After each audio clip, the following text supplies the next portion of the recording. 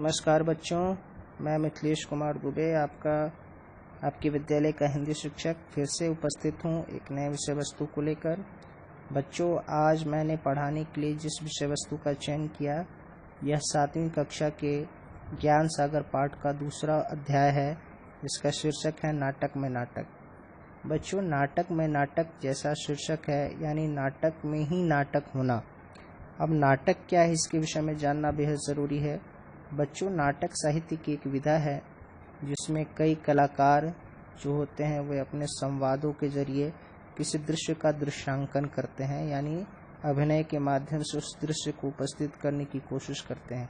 यह एक मंच पर खेला जाता है जिसमें पात्र के अनुसार संवाद दिए जाते हैं और बहुत बेहतरीन तरीके से अभिनय कर दर्शकों को इसका आनंद प्रदान किया जाता है। तो ऐसे ही एक नाटक खेलने का संकल्प राकेश नाम का एक लड़का लेता है, जिसके 3 मित्र रहते हैं जिनका नाम मोहन, सोहन और श्याम रहता है। और मोहल्ले की इज्जत की खातिर वे नाटक खेलना चाहते हैं, किंतु राकेश को अपने मित्रों के अभिनय पर शंका होती है, क्योंकि वे नाटक इसके पूर्व कभी नहीं खेले होते हैं और उनके बुद्धूपन से भी उसे डर लगता है। वो अभिनय के मामले में बिल्कुल नए होते हैं। तो इस दौरान नाटक के मंचन के दौरान ही उनके तीनों मित्रों से कई गलतियां होती हैं। वे अपने बीच में ही संवाद भूल जाते हैं और नाटक को बिगाड़ने लग जाते हैं दर्शकों के समक्ष। किंतु फिर राकेश अपने बुद्धिमानी से इस नाटक को संभाल लेता है और अपनी चतुराई का प्रयोग करते हुए विपरीत परिस्थिति में भी समस्या पर विजय प्राप्त करता है। तो बच्चों, इस नाटक का जो मुख्य विषय वस्तु है वो नाटक में नाटक, अर्थात एक नाटक के मंचन के दौरान ही नाटक हो जाता है, जिससे दर्शकों को बड़ा आनंद प्राप्त होता है और ये नाटक खराब भी नहीं होता है। किंतु इस नाटक को जो संभालने का कार्य है वो एक सफल निर्देशक जो राकेश होता है उसके द्वारा किया जाता है, क्योंकि अगर राकेश नहीं होता तो वास्तव में ही यह नाटक बिगड़ जाता और फिर इसका मंचन सही प्रकार से नहीं हो पाता। तो आइए बच्चों, देखते हैं, इस पाठ को पढ़ने की कोशिश करते हैं। राकेश का मन तो कर रहा था कि बिना पूरी तैयारी के नाटक नहीं खेलना चाहिए, और जब नाटक में अभिनय करने वाले कलाकार नए हों, मंच पर आकर डर जाते हों, घबरा जाते हों और कुछ बुद्धू भी हों, तब तो अधूरी तैयारी से खेलना ही नहीं चाहिए। इसके साथ ही मोहन, सोहन और श्याम ऐसे ही थे। राकेश को उनके अभिनय पर बिल्कुल भी विश्वास नहीं था। वह स्वयं अभिनय इसलिए नहीं कर रहा था क्योंकि फुटबॉल खेलते वह अचानक गिर पड़ा। उसके हाथ में चोट लग गई थी। हाथ को एक पट्टी में लपेटकर गर्दन के सहारे लटकाए रखना पड़ता था। नाटक खेलना बहुत आवश्यक था। मोहल्ले की इज्जत का सवाल था। मोहल्ले के बच्चों ने मिलजुल कर पालतू पड़े छोटे से सार्वजनिक मैदान में दूब के फूल पौधे लगाए थे। वहीं एक मंच भी बना लिया था। राकेश की योग्यता पर सबको बहुत ही विश्वास था। समय था केवल 1 सप्ताह। 7 दिन ऐसे ही निकल गए। पता भी नहीं लगा कि मोहन, सोहन और श्याम यूं तो अच्छी तरह अभिनय करने लगे थे, पर राकेश को उनके बुद्धूपन से डर लग रहा था। हर एक को अपने से अधिक जो है समझदार मानता था, इसीलिए यह भूल जाता था कि वह वहां क्या कर रहा था। बस कहने से मतलब, दूसरे चाहे उनकी मूर्खतापूर्ण बातों पर हंस रहे हों, मगर वे पागलों की तरह आपस में ही उलझने लगते थे। राकेश ने पूर्वाभ्यास के 7 दिनों में उन्हें बहुत अच्छी तरह से समझाया था। निर्देशन उसने इतना अच्छा दिया था कि छोटी से छोटी, साधारण से साधारण बात भी समझ में आ जाए। खैर, प्रदर्शन का दिन और समय भी आ गया। राकेश साज सज्जा कक्ष में खड़ा सबको खास हिदायतें दे रहा था। मोहन बोला, मेरा दिल तो जोरों से धड़क रहा है। मेरा भी, सोहन ने सीने पर हाथ रखकर कहा।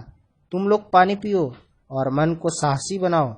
राकेश ने फिर हिम्मत बढ़ाई। जैसे तैसे अभी तक तो ठीक ठाक हो गया। अभिनेता मंच पर आ गए। पर्दा उठा। मोहन बना था चित्रकार और सोहन बना था उर्दू का शायर। नाटक में दोनों दोस्त हैं। चित्रकार कहता है उसकी कला महान, शायर कहता है उसकी कला महान। श्याम बनता है संगीतकार। वह उनसे मुलाकात करने उस स्थान पर आता है जहां वे बहस कर रहे हैं। बजाय इसके कि वह नए नए मित्रों से मधुर बातें करे, छोटे छोटे के इस विवाद में उलझ जाता है। वह कहता है संगीत की कला महान। अभी तक अभिनय अच्छी तरह चल रहा था। सबको अपना अपना पाठ याद आ रहा था। सब ठीक ठाक अभिनय करते चले जा रहे थे। अचानक श्याम अपना पाठ भूल गया। पर्दे की आड़ में राकेश स्वयं पूरे लिखित नाटक लिए खड़ा था। वह नए संवाद का पहला शब्द बोल रहा था ताकि कलाकारों को संवाद याद आते रहें, मगर श्याम घबरा गया। वह सहसा चुप हो गया। उसके चुप होने से चित्रकार और शायर महोदय भी चुप हो गए। होना चाहिए यह था कि वे दोनों बात मन से ही बनाकर आगे बढ़ा देते, पर वे घबराकर राकेश की तरफ देखने लगे। संगीतकार महोदय भी पलटकर राकेश की ओर देखने लगे। राकेश बार बार संगीतकार जी का संवाद बोल रहा था, मगर आवाज तेज होकर माइक से सबको सुनाई दे रही थी, इसलिए वह धीरे धीरे फुसफुसाकर बोल रहा था। संगीतकार जी को यह हल्की आवाज सुनाई नहीं दे रही थी। तभी शायर साहब संगीतकार के कंधे पर हाथ मारकर बोले, उधर जाके सुन लेना। संगीतकार जी अपना वायलिन पकड़े पकड़े राकेश की ओर खिसक आए। दर्शक ठठाकर कर हंस पड़े। संगीतकार जी और घबरा गए। कुछ सुनाई पड़ा उसे ही बिना समझे बूझे झट से बोलने लगे। संवाद था कि जब संगीत की स्वर लहरी गूंजती है तो पशु पक्षी तक मुग्ध हो जाते हैं। शायर साहब, आप क्या समझते हैं संगीत को?